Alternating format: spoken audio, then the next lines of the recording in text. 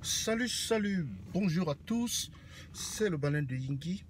Alors aujourd'hui, j'aimerais parler, n'est-ce pas, d'un sujet qui est vraiment, qui me tient vraiment à cœur. Il s'agit, n'est-ce pas, des manœuvres de déstabilisation de l'opposition camerounaise, ou bien des manœuvres de, n'est-ce pas, des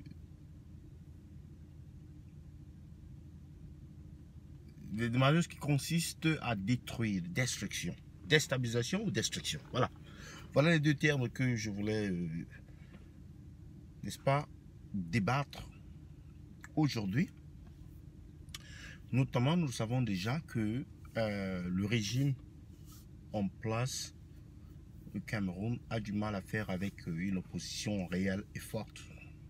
Et donc, il y a plusieurs techniques, il y a plusieurs méthodes qui sont utilisées pour discréditer, pour anéantir, pour diviser, pour amoindrir, pour détruire en fait une opposition réelle. Et donc se fabriquer une opposition fictive, une opposition, n'est-ce pas, en plastique. Voilà. Commençons par cette rumeur qui a circulé il y a plus d'une semaine sur le financement occulte des partis d'opposition, c'est-à-dire financement qui aurait été fait par les États-Unis. Aux dernières nouvelles, l'information a été, n'est-ce pas, confirmée comme erronée. Mais alors on se pose la question de savoir d'où est venue, n'est-ce pas, cette fausse information. Alors, il y a dans les réseaux sociaux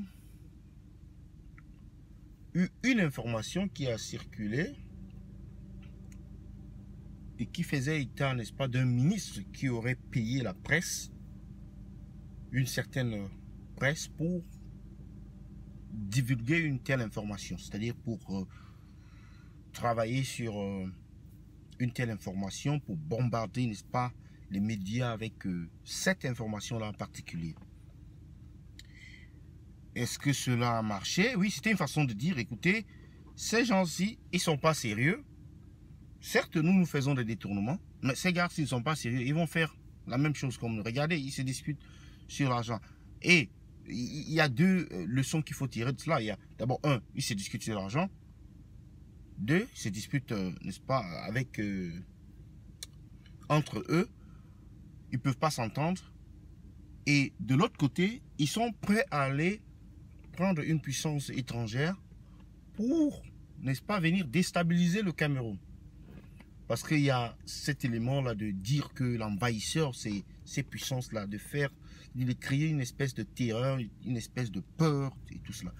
L'autre problème, ce n'est pas l'autre aspect ou bien l'autre technique, c'est celle qu'on a vue cette semaine, je pense en milieu de semaine, où il y a un monsieur qui est sorti du nord du Cameroun, de l'extrême nord, et il est venu à Yaoundé avec une liste de démissionnaires, dit-on, MRC, qui vont au RDPC. Alors que le monsieur lui-même ne fait plus partie du MRC. Il avait déjà démissionné du MRC pour le SDF. Et il a démissionné, il devait normalement démissionner du SDF pour le RDPC. Maintenant, il démissionne du MRC pour le RDPC et avec lui, une liste fictive d'électeurs ou bien de personnes. Mais depuis quand on vient avec un décret, c'est-à-dire une liste de personnes, et on monte ça à la CRTV en plus.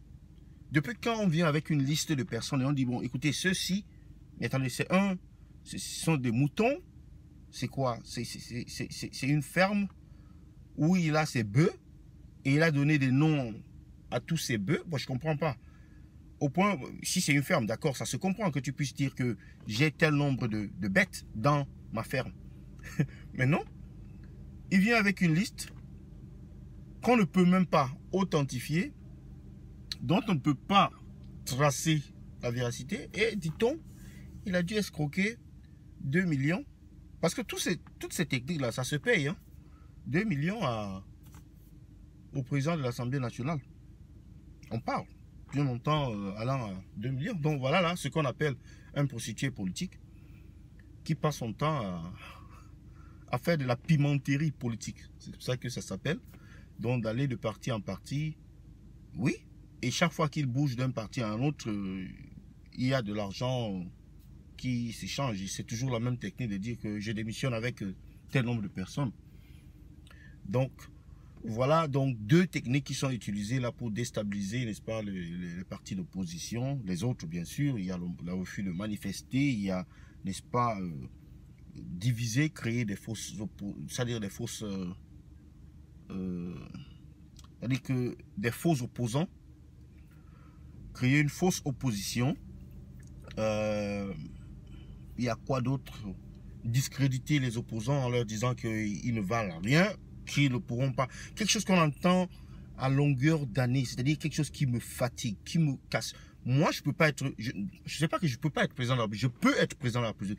Tout Camerounais peut être président de la République. Tout Camerounais qui ne souffre pas d'une maladie ou de quelque chose, je sais pas, de quelque chose de sérieux, peut être président de la République. Mais j'ai ras-le-bol lorsque je rencontre des gens qui disent que ah écoutez, mais si Paul Biya part, qui va le remplacer? Mais il n'y a personne. Mais vous délirez, vous êtes carrément, ça ne va pas. Et ce sont des abrutis qui pensent comme ça. C'est comme vous dites à votre enfant, écoutez, moi je suis conducteur de bus, toi tu ne pourras que faire mieux que d'être conducteur de bus ou moins, parce que tu ne peux pas faire plus que ça. C'est quand même une réflexion à la con. Donc c'est ce que je vous soumets. Je soumets à votre appréciation aujourd'hui. J'attends vos commentaires. Merci.